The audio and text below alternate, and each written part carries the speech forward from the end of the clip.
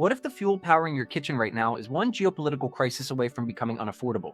Because for millions of food businesses across India, that's not a hypothetical. That's Tuesday. Here's the number that should genuinely make you pause. India imports somewhere between 85 and 90% of its LPG. That's the gas in those blue cylinders. Through the Strait of Hormuz, one of the most geopolitically volatile shipping lanes on the planet. So every time the Middle East sneezes, your cooking fuel price catches a cold. If you run a dhaba, a cloud kitchen, a tiffin service, you already know this pain. That sudden spike that quietly kills your margins? Yeah, that's not bad luck. That's structural dependency. Now look at this data comparison on screen. Commercial LPG costs around 103 rupees per kilogram. Ethanol, a clean-burning alcohol fuel made from sugarcane and maize, comes in at around 70 rupees per kilogram. That's a 30% cost saving, sitting right there in plain sight. And we're not talking about some future pilot project. India has already built over 2,000 crore liters of ethanol production capacity. The infrastructure exists. It's just waiting to be pointed at your kitchen. Run the math on a real business. If you're spending 10,000 rupees a month on LPG, ethanol drops that to roughly 7,000 rupees. That's 3,000 rupees back in your pocket every single month, or 36,000 rupees a year. For a micro enterprise running on razor-thin margins, that's not a rounding error. That's a part-time employee's salary, and the upside doesn't stop at your wallet.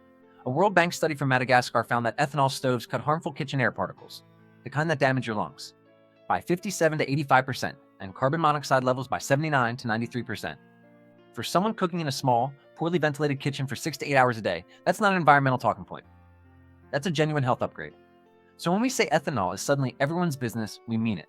Because this is a cost story, a health story, and a supply security story for 10 million microfood enterprises across India, all rolled into one. But here's the thing. Knowing ethanol is cheaper and cleaner is only half the picture.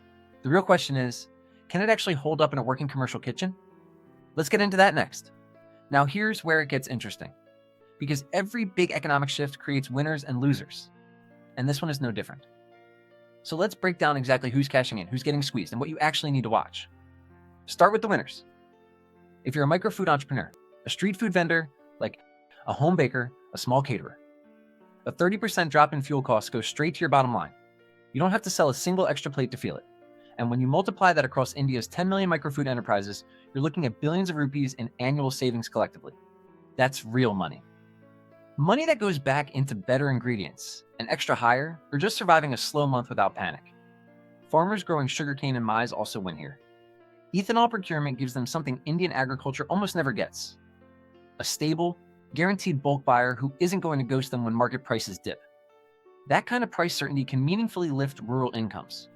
And on the macro side, cutting LPG imports helps shrink India's current account deficit, which keeps the rupee steadier, which quietly helps any business that sources anything from abroad. Now, here's the part that deserves the rising trend line on your screen, because while the opportunity is genuinely growing, so is the tension underneath it.